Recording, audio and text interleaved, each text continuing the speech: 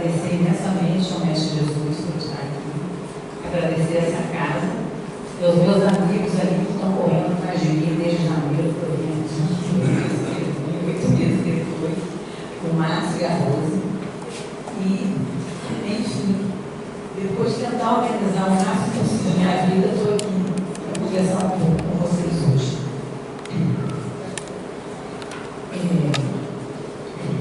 O tema hoje é causa e efeito. Para eu preparar esse trabalho, eu gosto muito de imagens. Eu acho que a imagem fala mais que a palavra. E quando eu pensei em causa e efeito, a coisa que essa imagem me tocou, ela não está muito boa, não, né? Aí me remeteu a Deus, né? Ao nosso Criador. E ele é a causa primária de todas as coisas, o poder supremo, ele que criou, né, todo esse universo maravilhoso para nós. Se a gente olhar o cosmos, a gente vê que é impossível o homem fazer algo semelhante. Se a gente olhar para a natureza de uma forma geral, para a água, para o rio, para o mar, para a vegetação, para os animais, para nós, seres humanos, ser tão perfeito que ele fez, né? Nem a medicina, por mais evoluída que ela esteja, consegue fazer ou substituir qualquer coisa que a gente tem perdido no nosso corpo. Então, falar de causa e efeito sem trazer Deus para essa realidade é impossível, né? Eu estou com esse negócio aqui. Eu tenho que passar o próximo. Está tão bonita a imagem aqui, que não está legal, mas tudo bem, sem problema. Vamos lá. É para cá, eu vou passar. Tânia, minha filha, você tudo. Então, assim, causa e efeito. Eu trouxe esse símbolo, que é o símbolo do infinito, é o símbolo 8. Né? E não se pode falar assim, tudo que nós fazemos aqui para o universo, a gente recebe de volta. Se a gente faz o bem, a gente recebe o bem. Se a gente faz o mal, a gente recebe o mal. Isso é uma lei universal. Então, ela é tudo como bumerangue, ela vai e volta. Certo? Então, se eu me respeito, eu serei respeitado. Se eu não me respeito, eu não vou saber respeitar vocês. Então, e se eu me conduzo de uma forma harmoniosa, amorosa, para o universo, eu vou colher esse universo que eu estou dando. Certo? E aí, eu trouxe umas imagens que, como eu falei da natureza, essa coisa maravilhosa que nós temos de graça, que Deus nos deu de graça, não nos cobrou nada, só pede que nós cuidemos da Mãe Terra, cuidemos da nossa casa, do nosso lar e das coisas que estão ao nosso redor. Eu trouxe aqui para a gente refletir um pouco o que nós, bicho homem, estamos fazendo com a natureza. Né? Então eu trouxe uns desenhos aqui, umas imagens,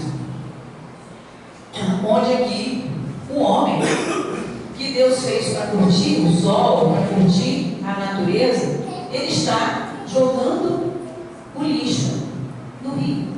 E o peixinho está aqui dando nota zero para ele. Óbvio que tem que tomar uma nota zero, né? Aqui nós estamos vendo a urbana e o ser humano jogando o balão, fazendo o quê? As queimadas e os bichinhos fugindo do seu habitat. Aqui o homem fazendo o quê? O desmatamento, né? Outro construindo sua casa no leito do rio e vem. O que está acontecendo? A mãe natureza está completamente descontrolada. Por quê? Nós estamos indo lá nas causas de que nós somos responsáveis por isso que está acontecendo. Então ela está chorando, a gente está vendo aí as catástrofes constantemente. Ai, meu Deus do céu. Vários. Hã? Podia apontar? Desculpa. Ainda vou aprender até o final. Aqui tem outra imagem que diz: que é isso? Acupuntura? O peixe pergunta. O outro falou, não, é lixo hospitalar jogado no rio. Olha que coisa triste. Quer dizer, isso aí é uma falta de ética, de moral, de respeito, de tudo, né? Por quê? Porque o lixo hospitalar, nós sabemos quanta contaminação tem, e a gente sabe que é jogado nos rios e nos mares. Ali, o menino não consegue encontrar ventilador no mercado, isso é um grande problema. Por quê? O calor intenso por conta do desmatamento. E a nossa terra chorando, sendo totalmente invadida pelas nossas ações inadequadas. Meu Deus do céu, espero que esteja certo. Então, a vida, essa relação de causa e efeito é igual ao bumerangue. Vocês conhecem o que é um bumerangue? Você joga e volta para você. É a mesma coisa. Então, se eu ajo no bem, você recebeu o bem. Se eu ajo no mal, se eu faço todo esse comportamento com a natureza, será que eu não faço comigo? Será que eu não faço com a minha casa? Será que eu não faço com a minha família? Então, é uma coisa para a gente pensar. Então, se eu ajo dessa forma, vai voltar para mim com a mesma intensidade. E hoje aqui a gente vai tentar, é um assunto grande, mas se qualquer coisa, dá uma puladinha. Isso deixa eu falar mais. Nós vamos comparar a lei da gravitação universal, que a gente vai explicar o que vem a ser, e dos movimentos com o conceito de causa e efeito definido pela filosofia, pela ciência e pelo espiritismo. Analisar os diferentes significados de causa e efeito com a pena de Talião, que é olho por olho, dente por dente, o karma, fatalidade, determinismo e justiça divina. E explicar a causa e efeito segundo o espiritismo. Bom, aqui no universo, o que vem ser uma gravitação universal? O que é isso? É uma lei desenvolvida por Isaac Newton para explicar as órbitas circulares dos planetas do sistema solar e a força atrativa entre eles. A descoberta dessa lei expandiu ainda mais a mente dos cientistas e, com base nela, Newton conseguiu explicar o formato da Terra, as marés, a órbita dos cometas e entre outros pontos. Aqui é uma definição da Wikipédia que fala mais ou menos a mesma coisa, que a lei de gravitação é como se fossem dois corpos que possuem a mesma massa, possuem massas, e ambos estão submetidos a uma força mútua proporcional às massas. E a gente vai explicar esse conceito aqui, que ele é bem complicadinho. Vamos ver aqui através dessas explicações. O que aquele conceito quis dizer na lei da gravitação? Quando a gente falou que tudo que você faz, você recebe, é a mesma, essa lei descoberta por Newton vai refletir nas nossas ações dessa mesma maneira. Então, por exemplo, o que ela afirma? Que toda força de ação aplicada a um corpo resulta em uma força de reação em um corpo diferente, com a mesma intensidade, mas em sentido oposto. Então, ou seja, aqui, o corpo A exerce uma força sobre o corpo B. Simultaneamente, esse corpo ele vai exercer a mesma força sobre o corpo A, com a mesma intensidade, mas em sentido oposto. Chamado isso par, ação, reação, interação de contato. Aqui, a pessoa está com um objeto aqui na frente, eles vão jogar a seta vai voltar para ele, certo? Então, é isso que isso aqui está falando, essa lei de gravitação é isso. E aqui, esse exemplo também é muito legal. É como você esmurrar um saco de areia ou uma parede, a força exercida pelos punhos é igual à força exercida pelo saco de areia em você. Então, se eu dou um soco em alguém, eu vou receber esse soco, em princípio, com a mesma intensidade. Então, se eu agrido alguém, a possibilidade de essa pessoa me agredir é muito maior. Certo? Então, essa é a lei de causa e efeito. Então, tudo depende de nós. Nós temos uma mania de jogar toda a responsabilidade nossa nos outros. Eu estou com problema por causa do meu pai, da minha mãe, do meu marido, do meu filho. E eu engano. Nós somos os responsáveis por tudo que ocorre conosco. E eu sou filho de Deus. E como tal, eu sou coração, emoção, eu sou mente e sou ação. Então, se eu sou coração, mente e ação, o que eu faço? Vem daqui, vem daqui e vem daqui. Certo? Mas a gente joga toda a responsabilidade das nossas mazelas que todos nós temos. Por isso que nós estamos aqui no planeta Terra, ninguém aqui é melhor do que ninguém. Nós estamos aqui para tentar descobrir por que eu estou passando por isso, por que eu sinto isso, o que eu estou fazendo que eu não posso, que eu não estou conseguindo me melhorar, quais são os meios que eu preciso conseguir para mudar isso. Mas a gente fica mordendo o próprio rabo, rodando em círculo e culpando os outros. Certo?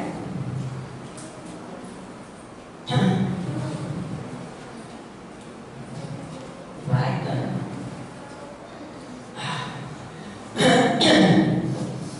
Estou com um pigarro velho aqui na área. Significado espiritual da lei de ação e reação. O princípio newtoniano, que é esse princípio que a gente mostrou nos desenhos, de ação e reação, faz relação simbólica com os conceitos que nós vamos tentar explicar. Então, baseado nisso aqui, surgiu, tem a lei de Pendas de Talião, que a gente vai explicar, karma é por karma, fatalismo, determinismo, justiça e lei de ação e reação. É tema para burro. Então, o que é lei de Talião? Alguém já ouviu falar do que é lei de Talião?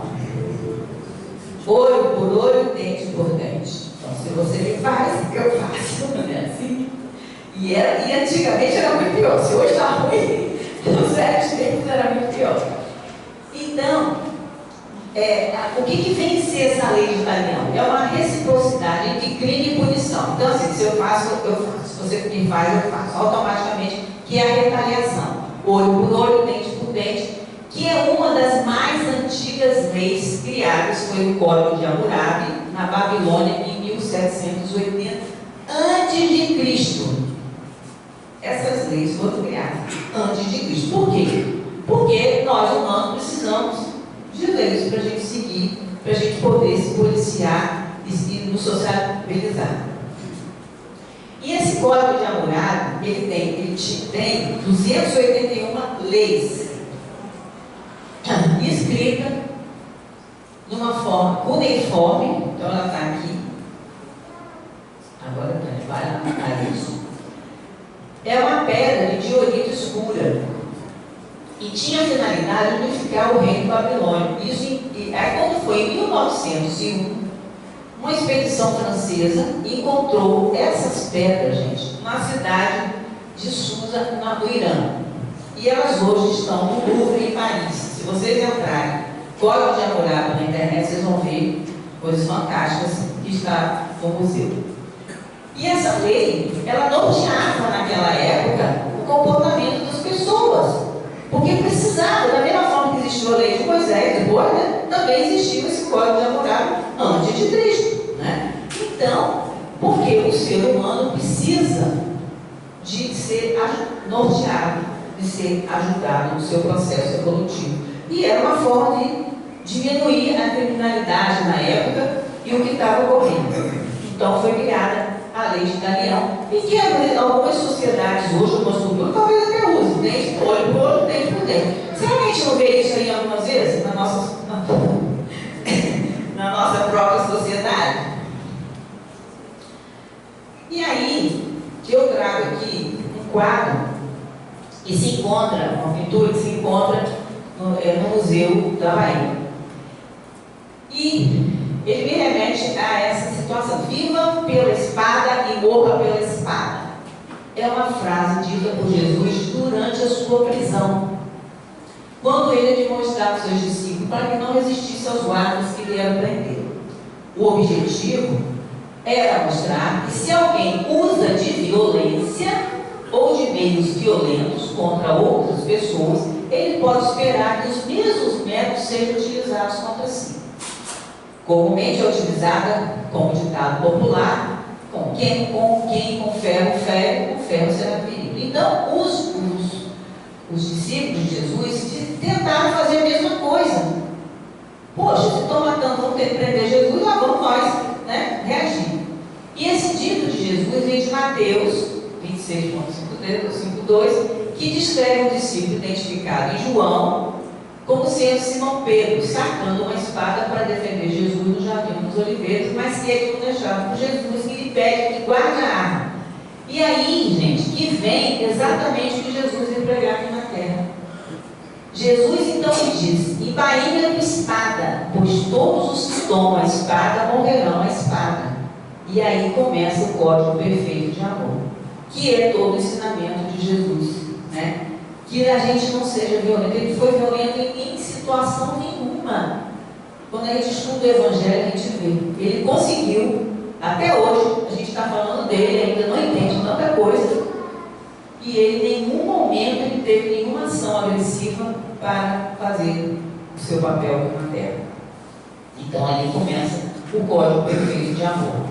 Aqui, esse quadro, na verdade, aqui é quando Judas fala com Jesus e quando Simão Pedro tenta tirar a orelha de uma outra pessoa. Esse quadro está na Bahia, sendo um museu. Aqui é karma ou karma, né? Então a gente traz o budismo, o hinduísmo e o jainismo, dando uma pincelada rápida sobre a questão dessas diferenças e vinculando e acrescentando o que o espiritismo coloca. Então, karma ou karma é uma palavra do sânscrito, antiga língua sagrada indiana, que significa ação ou ato deliberado. Originalmente, a palavra karma significa força ou movimento. Entretanto, a literatura pós-védica expressa a evolução do termo para lei ou ordem, definida muitas vezes como a lei de conservação da força. Isso significa que cada pessoa receberá o resultado das suas ações.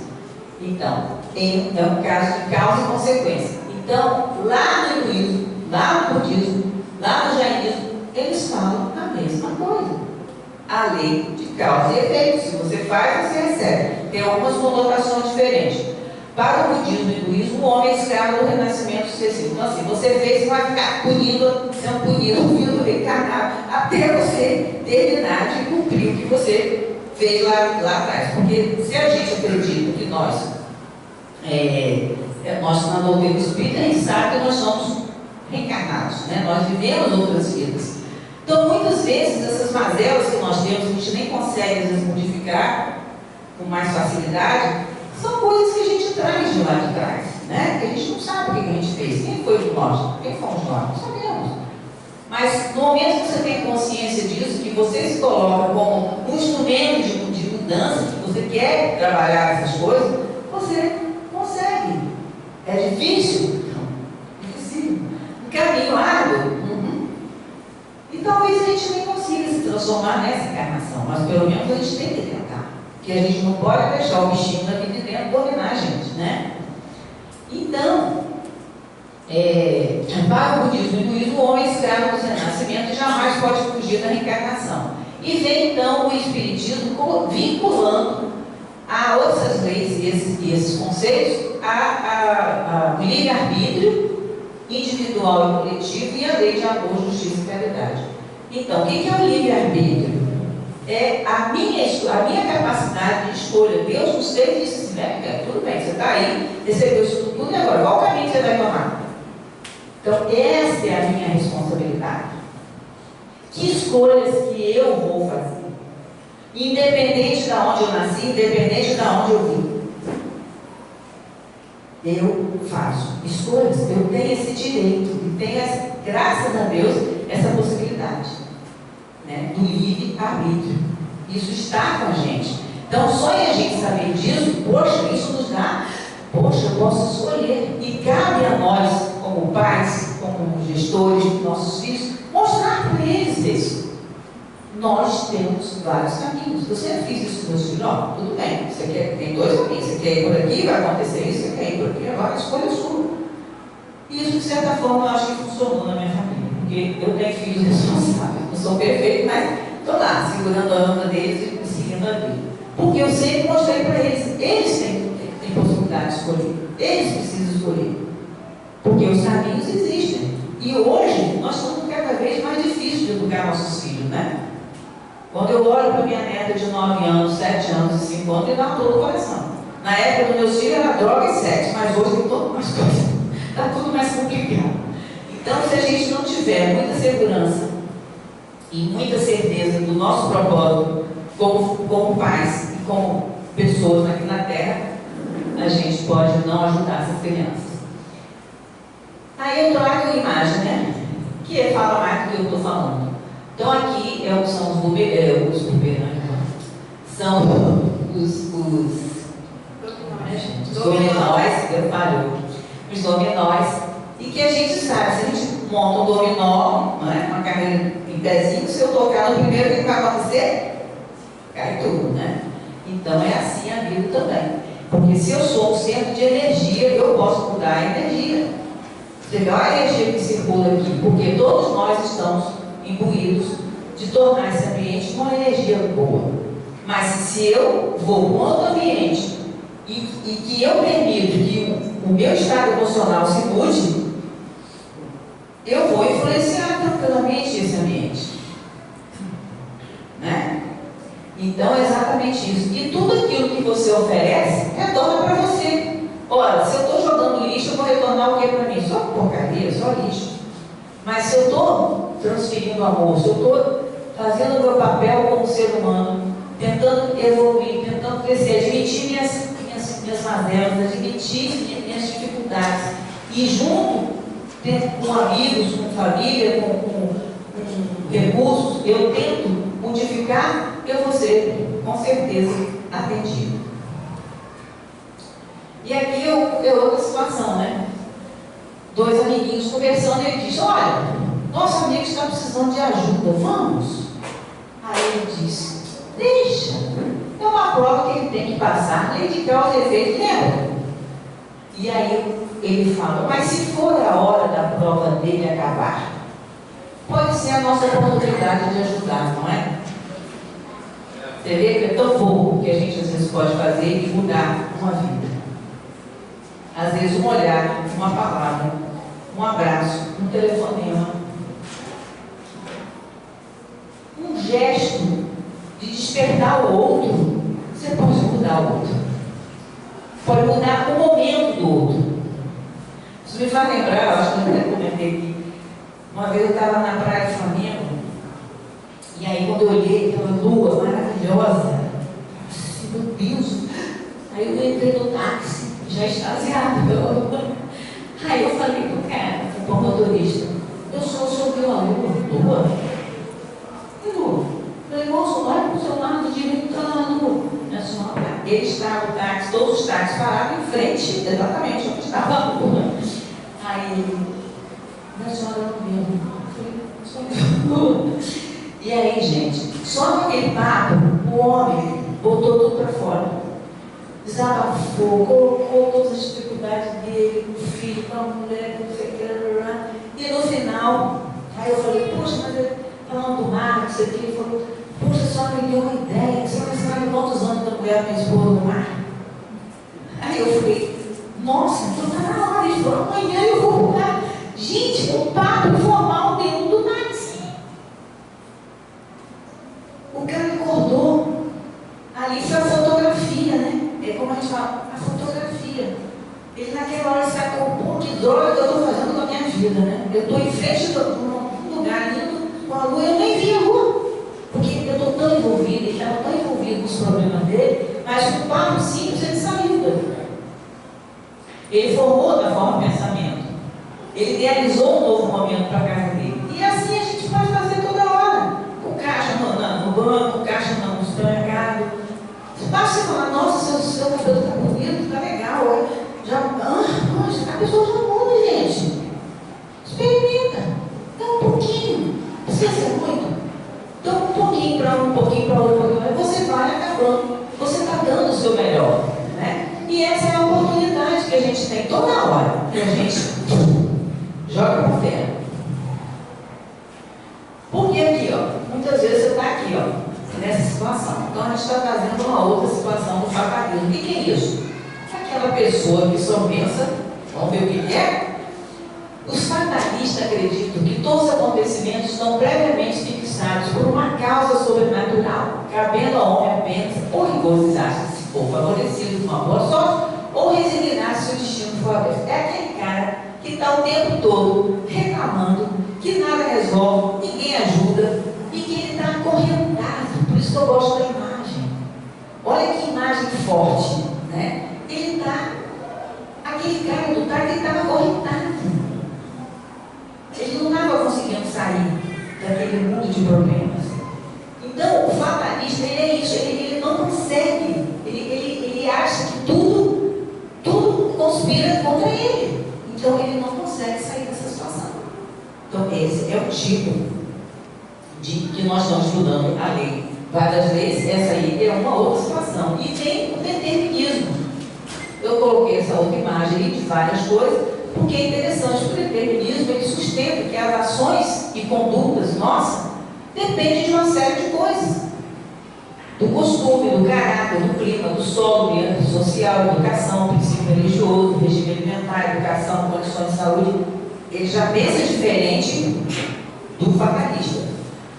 Porque ele acha que o destino é determinado pelas circunstâncias que determinam os acontecimentos. E acreditam que não só o homem, mas todos os fenômenos da natureza estão ligados entre si por rígidas relações de causalidade, pois as leis universais excluem o acaso. Então, para ele não tem acaso.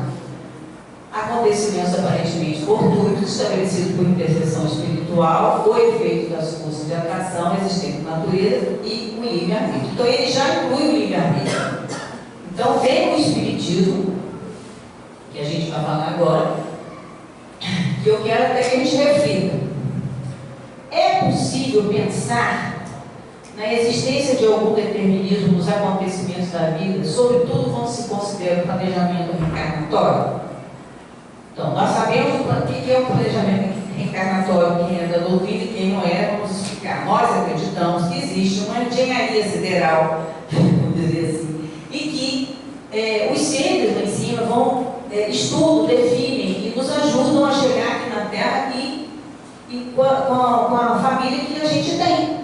Então, por que eu tenho meu pai e minha mãe? Então já vem tudo mais ou menos definido. Lógico que aqui nós temos o livre-arbítrio, a gente pode fazer a nossa escolha depois em termos de comportamento, mas não é por acaso que nós estamos juntos aqui hoje. Não é por acaso que você é esposo de José, de Antônio, de Maria. Não é por acaso, nada é por acaso. Por que eu tenho meu filho? Por que eu casei com aquele homem? Por que tem uma razão de ser.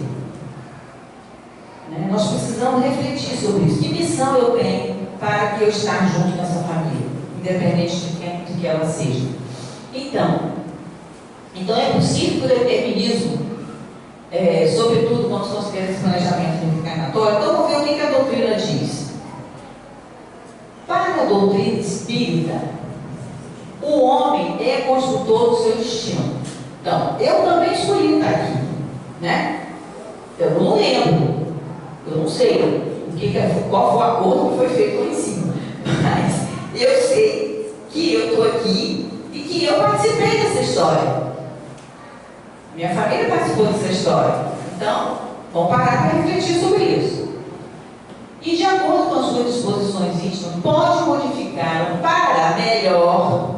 Olha o fatalista lá, né? Você pode mudar ou pode piorar, né? Vai depender de você. Poder modificar para melhor ou também complicar. Tem gente que complica, só sabe complicar. É aquele morcego que fica o dia inteiro. Não tem gente assim?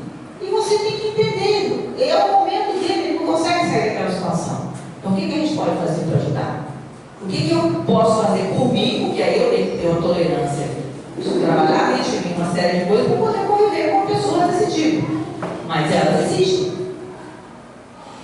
Tudo se reporta no final ao livre-arbítrio ou a liberdade de ação de cada um, que sempre é coerente com o quê? Com o nível evolutivo, porque na família não é que ninguém seja melhor que ninguém, mas cada um tem um nível de evolução. Então, o que tem um pouquinho mais precisa ajudar quem tem um pouquinho menos. Fazer igual o garoto daquela historinha que eu contei. Coerente com o nível evolutivo, moral e intelectual do indivíduo. Entenderam isso aí? Né? Então, eu venho, depois da gente ler aquelas leis todas, a gente está ciente que tem uma causa e efeito e tudo. Mas eu, o meu livre-arbítrio, eu posso modificar o que eu estou vivendo hoje ou não. A depender das ferramentas que eu vou procurar. A depender de onde eu vou. Se eu for para o crime, eu vou buscar o quê? Tudo que não presta. Mas se eu vou procurar, aí eu trago essa imagem maravilhosa, essa pintura, que ela é fantástica. Vamos olhar direitinho para ela? O que nós vemos aqui? O que está aqui? Aqui é a criação de Adão, né? Aqui é Deus e aqui é o homem. Se a gente olhar para essa imagem, o que você está vendo? Quem que está fazendo o esforço? É Deus, né? Olha o homem. Preste atenção. E aí, olha, eu achei uma historinha interessante na internet, eu quero dividir com vocês, porque eu achei fantástico. Se for isso de verdade, é fantástico. Assim, quando Miguel Ângelo fez essa tela, ele fez com esses dois dedos juntos, o dedo de Deus e o dedo do homem. Você leu? Quer contar? E aí, nessa matéria que eu li, aí diz o seguinte, que na época, né? Parou aqui? Não, né? Então deixa eu pegar o óculos também aqui para ver. Então veja. O que foi dito? Na época, os curadores, eles pediram a Miguel Ângelo que não deixasse os dedos separados, que juntasse. Não pode pagar aquele que eu estou falando. Então, essa pintura aí, na época, tocava o dedo, aí separou o dedo. Então, o que a pessoa aqui falou? Para simbolizar, o que deixou esses dedos separados? Para simbolizar, olha que coisa linda, o livre-arbítrio concedido por Deus ao homem. Ou seja, o homem se dirige a Deus de forma espontânea, caso não queira, ele pode pegar outro caminho. Essa versão circulou na internet, né? Então, no entanto, há controvérsia sobre a veracidade dessa história. Não interessa. O que eu achei legal, achei. Então, Miguel Ângelo relatou coisa que Deus estava prestes a conceder a vida ao homem, essa é a finalidade dessa tela, quando ele tentou tocar. Então, o que fala sobre o livre-arbítrio? O que essa pessoa falou? Exercer o livre-arbítrio é escolher o caminho, ouvindo o quê? Aquele sussurro no ouvido que a gente ouve e não dá valor. É a intuição. Que surge neste momento, levando-nos em consideração que Deus detém infinita sabedoria e Ele nunca deixaria o homem tomar a decisão de se aproximar dele, senão de vontade própria. Olha que coisa mais linda. Então, não é ficar nessa postura aqui, esperando cair do céu. Eu tenho que ir atrás. Ali é um simbólico, né? É tudo na vida. Eu não posso ficar esperando, porque se eu não tenho ação, eu tenho que ter emoção, razão e ação. Se eu fico esperando cair, vai acontecer, Deus vai me ajudar, as pessoas vão me ajudar, eu vou resolver, porque ninguém vive sozinho, gente.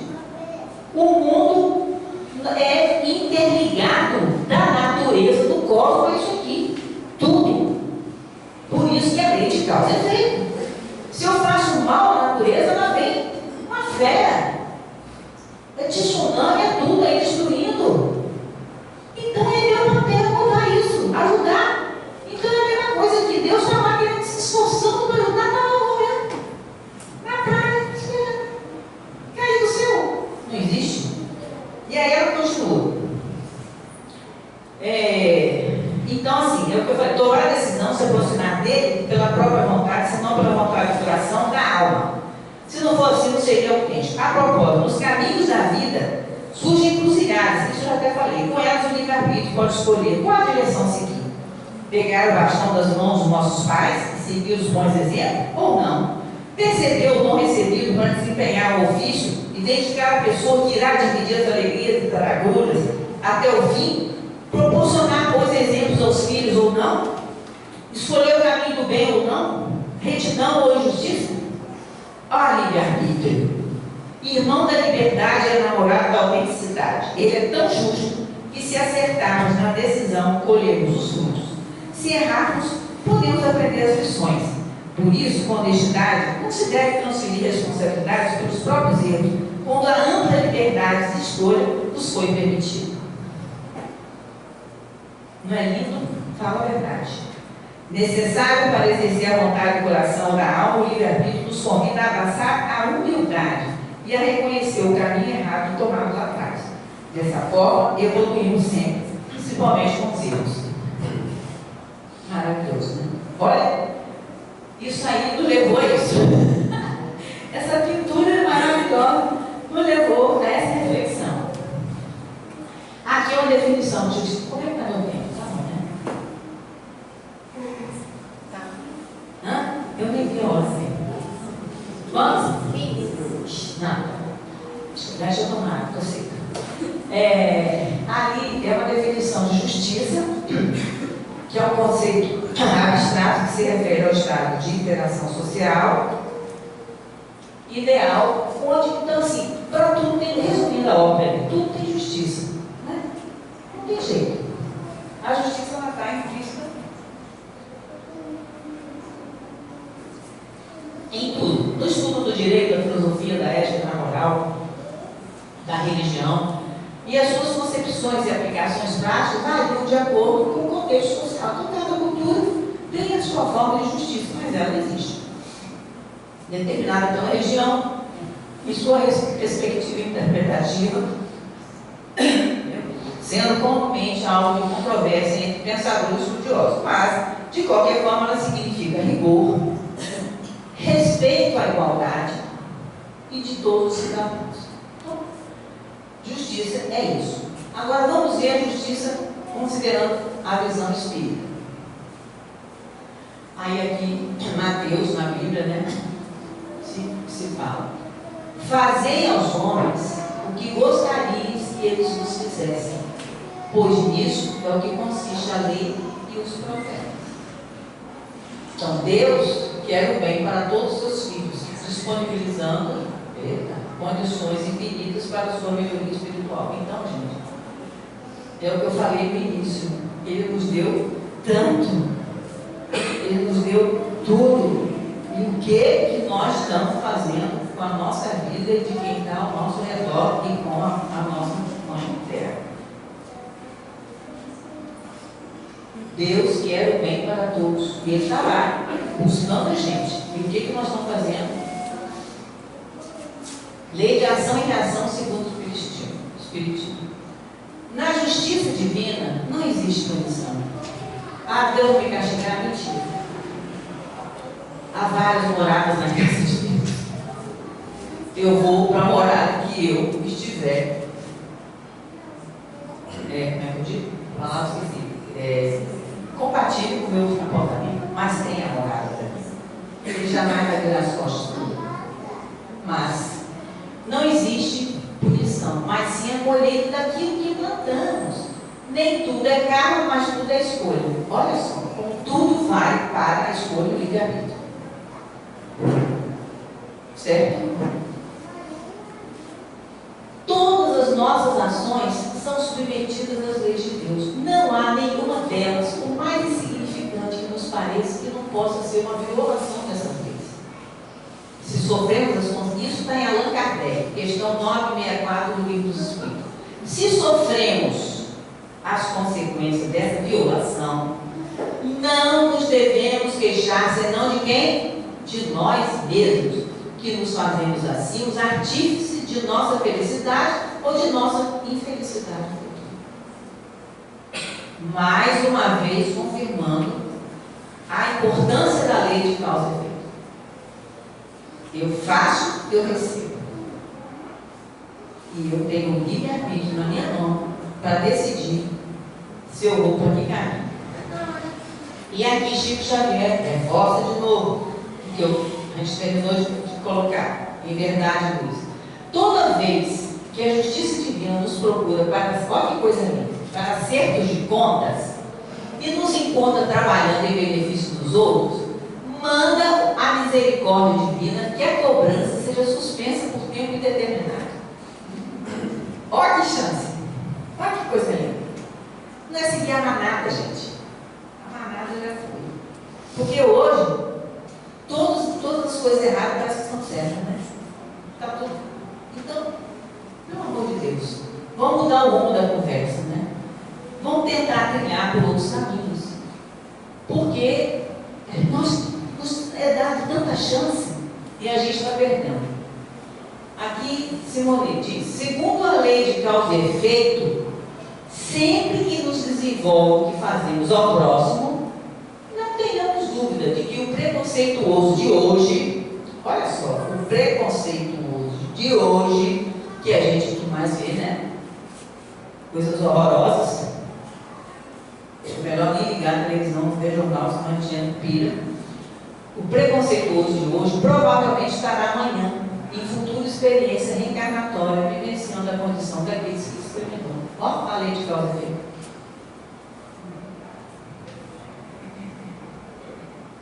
Ó, que peso, que responsabilidade a nossa. Né? Ali, a lei de causa e efeito funciona notadamente dentro de nós. Emmanuel.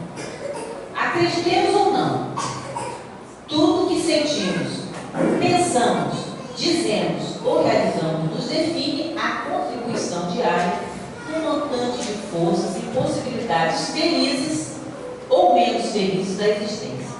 Meditemos nisso, reflitamos na parcela de influência e de ação que impomos à vida, na pessoa dos semelhantes, porque de tudo que demos à vida também nos trará. Causa e efeito. Lei de ação e reação. A lei da causa e efeito nos traz o que merecemos e não o que queremos. Olha. Eu quero isso. E o que você fez para merecer Deus? Querer não é poder, né? Ou querer poder. Aí vocês vão refletir sobre isso. Mas assim, é o tempo todo. Por que eu estou sofrendo isso? Por que eu estou sofrendo aquilo? Porque eu sou eu. Por que tem muita coisa para fazer? Porque... Gente, pare. Defina o seu propósito na vida. O que eu quero para mim? Quem eu sou? Para onde eu estou indo? Eu estou perdido? Então, peraí, onde eu posso me achar? Para poder não ficar jogando, né? E dizendo que eu não mereço passar por isso. Como? Se eu não estou vendo nada? Estou rodando como uma parada tonta? Olha que lindo esse. Elimine as âncoras que não te levam a lugar nenhum.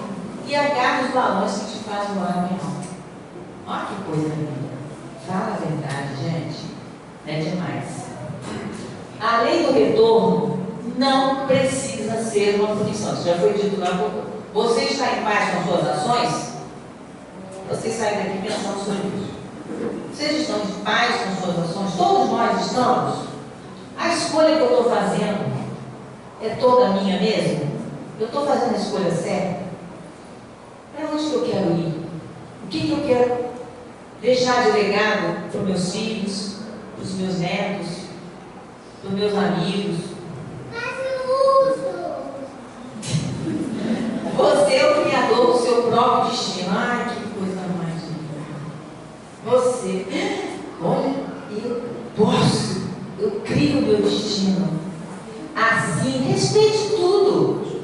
Ame a todos e confie sempre na vitória do bem, para que você possa manter os padrões da verdadeira felicidade no campo íntimo, dentro do campo militar da evolução. Emmanuel, no livro Estude. Olha, gente, não é uma injeção de ânimo na gente? Fala a verdade. Com certeza é. Eu estou finalizando. Olha, apaga a luz. Apaga a luz! Olha que lindo. Deus é amor. Não tem mais jeito, não tem que ser assim mesmo. Amor que se expande do astro aos astros. Amor que concede à consciência transviada tantas experiências quanto deseja a fim de retificar-se. É justiça que atribui a cada espírito, segundo a sua própria escolha. É justiça porque ignora quaisquer privilégios que lhe queira impor. Deus não bajula ou condena. Ele faz isso. Passar a mão no que está errado, ele não vai fazer. E nem ele vai condenar. É o livre-arbítrio. O Criador criou todas as criaturas para que se engrandeçam. Pelo amor, nos ofereceu um caminho de bênçãos e luzes. E pela justiça, determinou que possuíssemos vontade e razão. Emmanuel. E com isso eu termino aqui, desejando que a gente saia daqui com tudo isso na cabeça, é para perturbar, para vocês pensarem e ver o que eu estou fazendo com a minha vida. Qual o propósito de eu estar aqui? Que história, que legado, que fotografia eu estou deixando? O que vai no meu enterro? Já pensou isso? Porque nós todos vamos ver. É certo? É a única coisa que tem a certeza, né? Que vai.